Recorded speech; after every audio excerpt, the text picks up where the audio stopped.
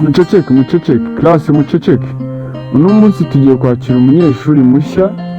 Nguyu mwamubonye ni mugenzi wanyu. Agenda wicare hariya kwa Kiyoni, niho hari umwanya. Genda wicare hariya. Bivuga ko Kiyoni ari umunyamwanda.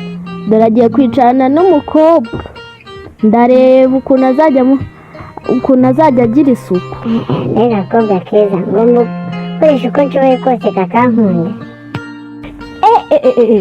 Kiyoni kari kunuka. Kiyoni ubu ngubu ajya yoga.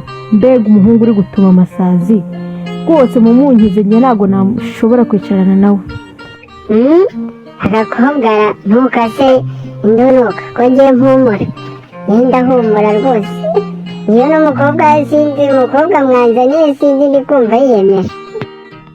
Mwese mukurikire ku kibaho dutangire.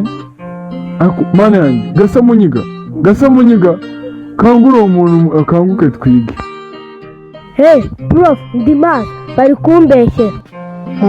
Mbara agakobwa niba uje kwicarana nanjye Kiyoni ugomba gufata amategeko yanjye ukayakurikiza.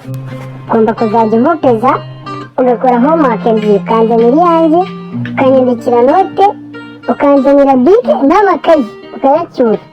Ngiye kuba umucakara wanjye. Ariko aka gahungura numvishe bakwita Kiyoni. Ubundi se urabona nageza saa sita nkicaranye nawe. Masha gasamunyiga we. Iriya bikobwa ntabwo biri buducike. Tugiye kubikubita n'undi munsi bijya bitwubaha. Urayumva? Simbyihore bwirirwa binseka ndi gusinzira mu ishuri. Haza ubwenge muhagarare aho ngaho sha muze hano. Wese tegura inkonje ebyiri mubanze mumenye Kiyoni na gasamunyiga sha abo turiho. Ko sha mwana tuboneranye. Mwirirwa mudukubita reka tuze tubonane namwe. Yego shema uretse ndagomba kubita njyewe. Kiyoni bagiye kubona uwundi. bakubite. Gasamunyiga ndakumena. Sha niko sha dore Kiyoni nagatangaye ahantu Kiyoni ari hari amahoro. Niko muri gupfa iki gasamunyiga noneho we wageze muri aka gace gute? Niko tukazuvi nawe koko nizeraga. Ni gasamunyiga na Kiyoni bari kudukubita inkonje. Ushize mwatsabye imbabazi sha. Kanze mbajyane iwanyu kwa mama Kiyoni niwe tugiye guheraho. Umwana we rwose yarananiranye atubwira ibintu baba arimo. Basanga bwa bujura bwose ibintu byari bigiye kujya ahagaragara. Uriye mama Kiyoni. Niko mwana wanyu yananiranye. Sanze ari kuvana mu muhanda w'ishuri yitwara nabi birirwa bamundegera. None dore kandi guje ubudahite mubona yirirwa afite amafaranga asanga ari ay'abayizi. Kiyoni mwana wanjye dore umaze kunanira. Ibaze ko ugenda no mu nzira urwana ukubita abandi bana. Reba ukuntu ubushize wanyibye amafaranga.